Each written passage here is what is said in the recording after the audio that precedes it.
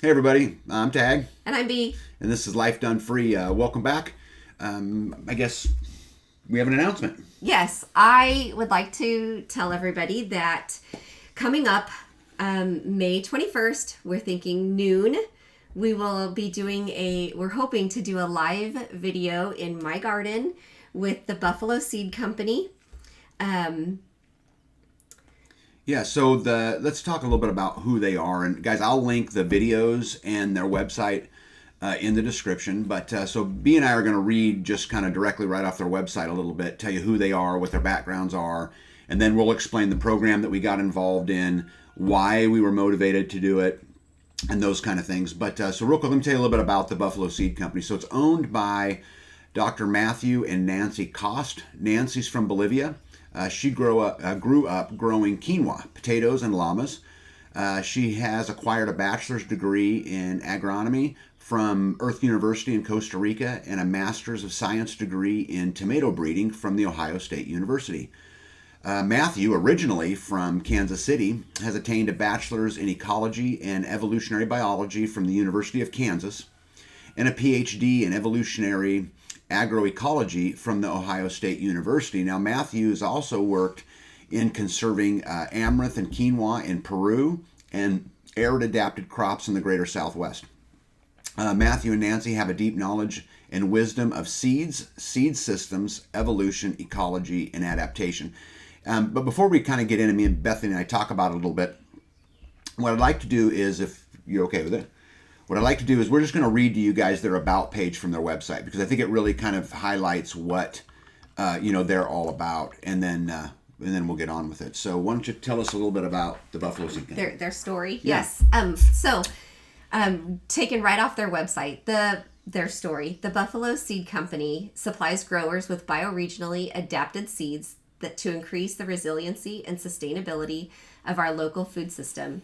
Over the last several decades, communities have been reestablishing local and bio-regional food systems as we have realized that doing so increases the health of our environment, communities, and economy. It is clear that local food production is becoming part of our culture once again. While our local food systems are strengthening, the seed system underlying them are far from local. In fact, many seeds offered to growers are sourced from outside their bioregion and often outside their country. It is time for us to integrate locally adapting as well as adaptable seeds in our local food system and to secure a bioregional seed source that can withstand change. The Buffalo Seed Company has taken on that task as their contribution to push local food production in our bioregion to the next level. Locally grown crops from bioregionally grown seeds. This is not a new idea, but the foundation of truly resilient and sustainable agricultural systems. This can be seen in every crop center of origin around the world. Yeah. So they offer seeds collected from around the world. A number of the seeds that they offer were gathered from friends throughout the United States. The seeds originated from across the country and around the world, but they've also introduced a collection of land races and varieties that have been strategically sourced from the USDA GRIN. They use climate modeling approaches to identify seeds collected from locations around the world that match the climate in our bioregion. Thus, they are potentially already adapted to the growing conditions. A land race is a traditional variety with deep cultural roots that is often dynamic, diverse, and adapted to specific environmental conditions. Importantly, all the seeds that they offer were grown or wildly collected in eastern Kansas or western Missouri. The cultivated crops and vegetables in their collection were grown without field irrigation, using minimal organic manure, mulch, 3 inches locally grown straw or haze, and grown with no chemicals. They offer medicinal herb seeds that were grown using organic practices and no field irrigation. A selection of wild, harvested Kansas native wildflowers and grasses are also available. And finally, they also offer several native Missouri fruit trees. The seeds we offer are adapting or are adapted to the region. While all of our seeds have been growing in eastern Kansas or western Missouri, they are likely to perform well throughout the bioregion and beyond. Adapting crops to the bioregion will reduce the amount of inputs needed to obtain a good yield, which is ultimately better for the environment, the table, and profit. This season, we offer nearly 300 varieties of seeds.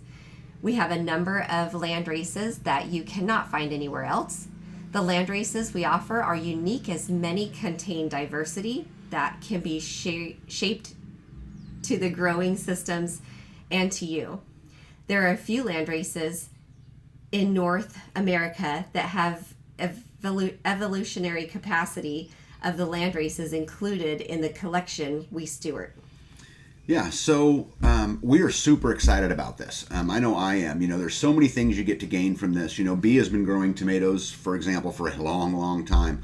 But, I kind of joked with her a little bit earlier. I didn't know you could get a master's degree in tomato breeding.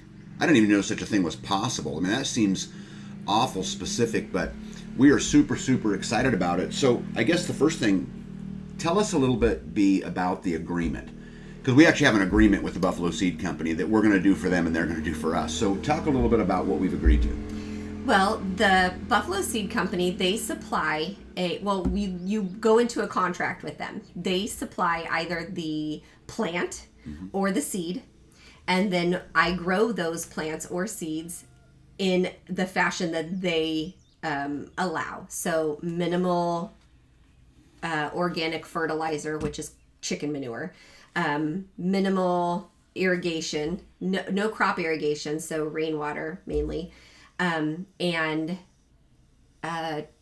no chemicals. No chemicals. Oh, the hay or straw for like mulch would be of local sourced, and then we grow them in those with those key factors, and then when it comes time to harvest, they will actually come and they can look around to see how I'm growing, and then they have the opportunity at that time to purchase from me the fruit or seeds back.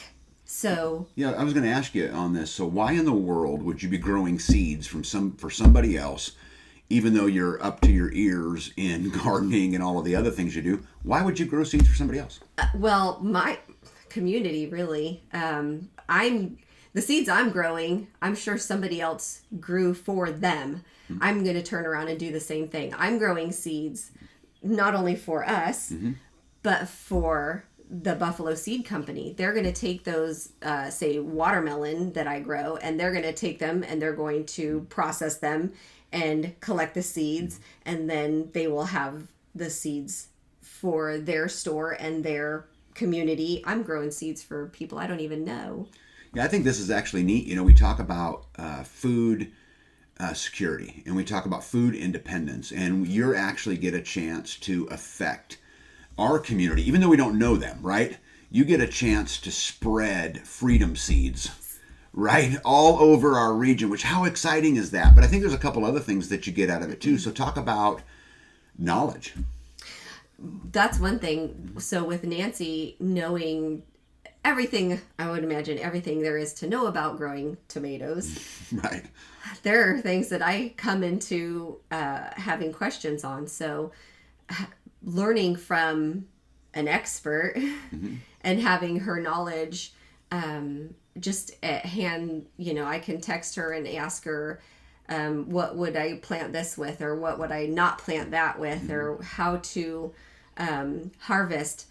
I have one thing I have not done is harvested my own seeds from tomatoes to grow the next year. And I had asked her, how exactly, where do you start? And she said, I will show you. Yeah. So that's one thing. She'll come back. She's going to be here to drop off some plants, and then she'll be here to harvest, and she'll be here to collect seeds numerous times. So I get to ask and pick her brain, Matthew too, about things that come up that I come into, questions that that I don't have the answers to. Yeah, well, I think there's also one other really big point on why we would do a deal like this. And, I don't want to get political here and all of that stuff. But, guys, I'm telling you, everything that's going on overseas, all the chaos that's going on, this has all to do with energy.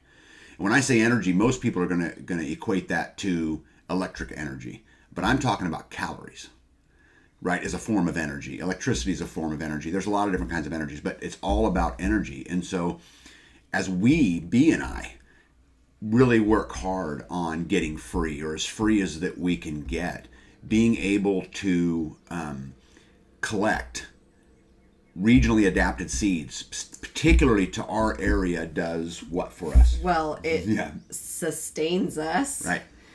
That we talk often about how we have gone from prepper to homesteader to that's the next. Yeah. Anyway, we start by having a few extra things on hand that we may need, and then we have kind of evolved into storing the seed to produce that food. Mm-hmm. Well, now we are kind of getting into producing the seed to have to produce the food to eat. Yeah. So it's well, like and not just a seed, a super seed. Oh, right, yes. Right. I mean, a clearly more advanced, more adaptable. Well, to have it to grow in this region with so little interventions. Inputs is so much better, because the lessening the items that you're putting into your food is making it a true food. So. Well, I also think that it's B and I were joking yesterday. We had a buddy of ours named Mo, and I know you guys. I've introduced you to Mo before in one of the videos a while back. But Mo had showed up and to pick up some stuff for me. And he had to drive a couple hours, but he got here and he got out of the car with a Subway sandwich or whatever. And Bethany had said to him, "Hey, so you had Subway?" And he said, "Yep." She goes, "Well, at least it's better than Burger King." And then I thought to myself, how is it better than Burger King? How is it that the lettuces that travel from Mexico, or all the chemicals that are sprayed on all those vegetables and all of those things, how is that really any better than anywhere else that you eat? And so for me, I really think it's about continuing the quest of freedom. It's about spreading freedom to people we don't even know. Yep. It's about community. It's about securing our food source, not just for today, but for tomorrow and for the long term. Real quick, B, before we go, talk a little bit about what you're growing this year for the Buffalo Seed Company. The difference, because there's things you're growing you've never even grown before. One thing I'm growing is peanuts. I have never grown peanuts before. I'm super excited to see how that pans out. Tobacco is another one that I. Why would you grow tobacco? Why not? I really thought you were going to come into this. It works great warmer. It's for It is. So there is a lot of uses for tobacco. I'm not a smoker, so it's not. I'm not growing it to smoke it. But yeah. So when the shit hits the fan, all you people jonesing for nicotine, she'll have your bartering store set up on the corner. It'll already be sold out. Another thing too is wheat. We live amongst wheat fields that are oftentimes sprayed or not for human use. But I'm growing wheat for them, and that I'm super anxious to see how that pans out. Yeah, so there's 3 different types of tomatoes. Right, watermelons, corn. Maize, yes. Yeah, maize, sorry. Beans, some common beans. Poppies and cosmos. They had some other items, but for spacage, that's another thing. So like for the tomatoes, they require so many feet in between the different varieties so that there's no crossing over to change the the seed.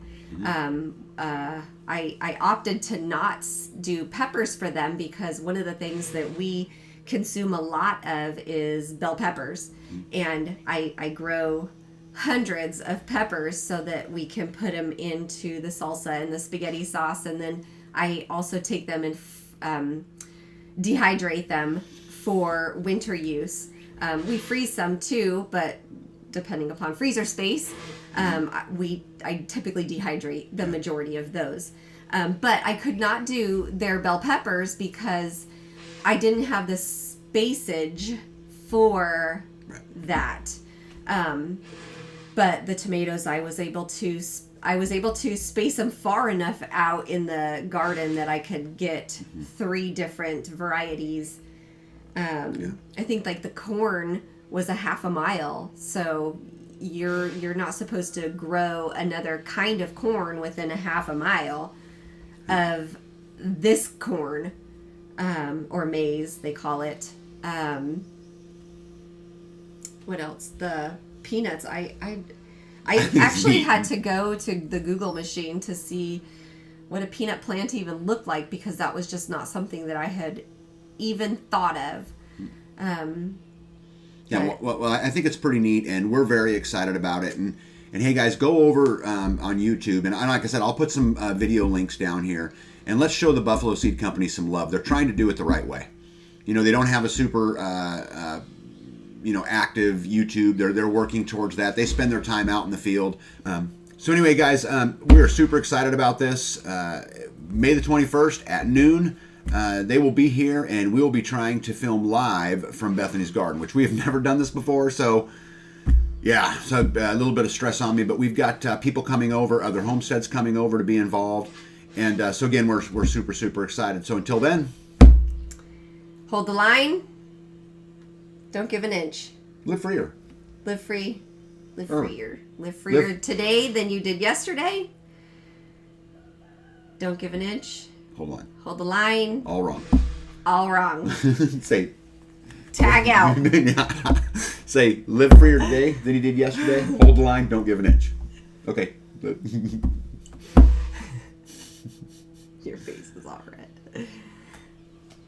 Live freer today than you did yesterday. Hold the line.